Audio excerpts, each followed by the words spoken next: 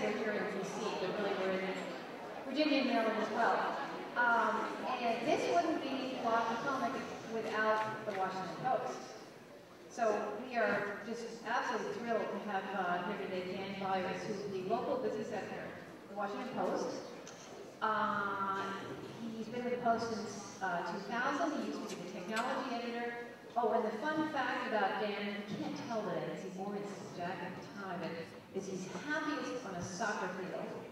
So we're really glad he decided to come here to the State Theater today instead of playing soccer. And Dan is going to talk to you, as you can imagine, about what's happening in the newspaper business, more specifically what he's doing for the local business coverage in print and in online, what's happening in that sort of area, right where they're converging, what's next, and any question is open. So if you want to ask us about the future of newspapers, he'll address that. Anyway, let me turn it over to Dan.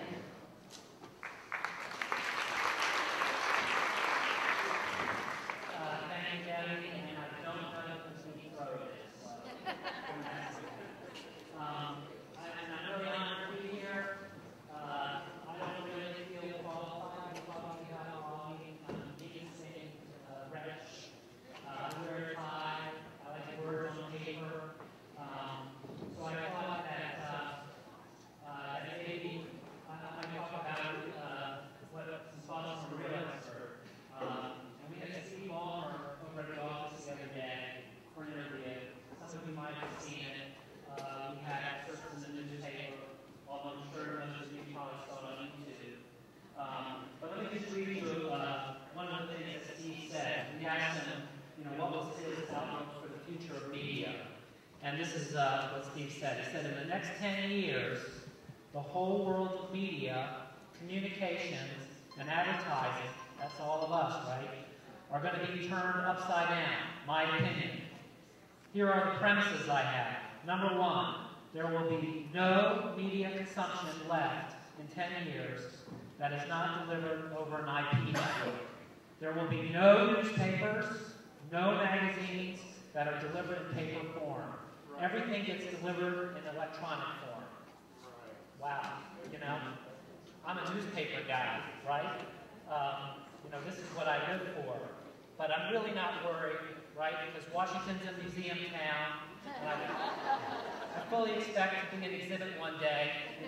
Behold the media dinosaur, right? So, that's where I live right now. We're really trying to figure this out.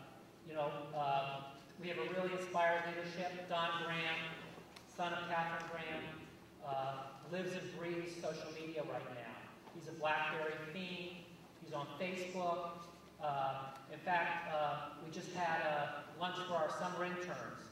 Every year, summer interns come in.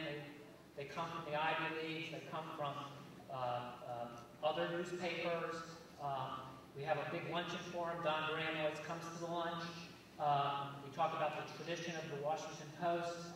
We talk about the Pentagon Papers, Watergate, Woodward and Bernstein. And then this year he changed up the script some. He asked, I call them kids, he asked the summer interns, he said, if any of you have ideas for Facebook ads, please tell me. Please email me if you have any ideas for Facebook ads. If any of you can program Facebook ads, please do that. And the rest of us are like, yes, please do it.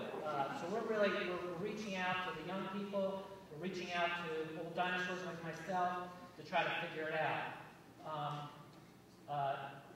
Hopefully most of you are familiar with the Post and familiar with kind of some of the stuff we're doing online. If not, I'll give you a quick idea. We do have Facebook ads.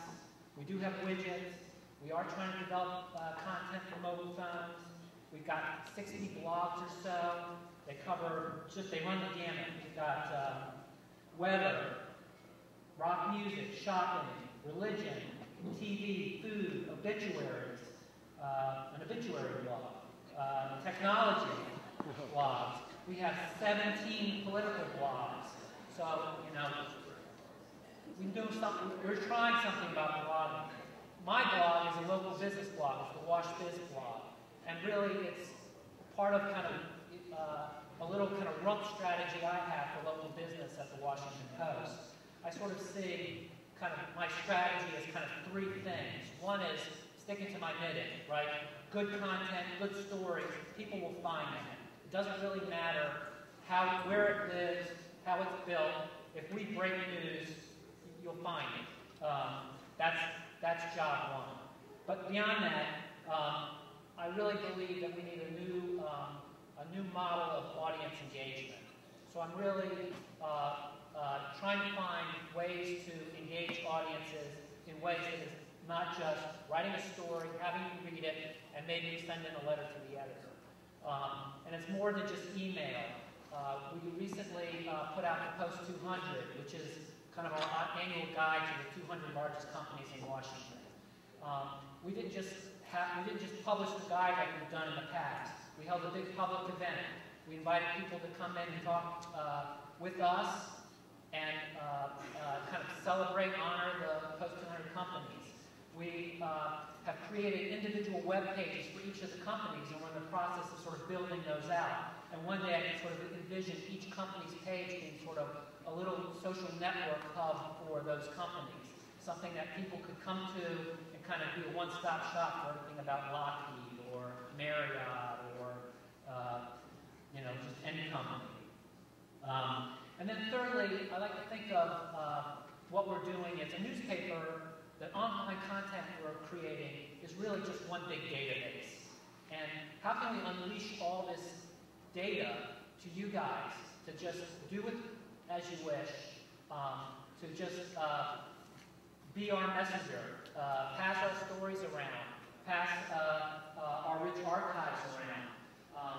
When we collected all the Post 200 data, which is all staff-generated stuff. And any reporter at the Post can tell you, it's a bear to pull all that stuff together. I was adamant that this should be free.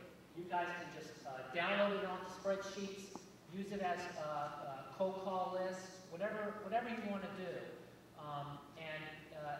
As we go forward, I just want to just keep unleashing that data and really just making it available to sort of the public at large.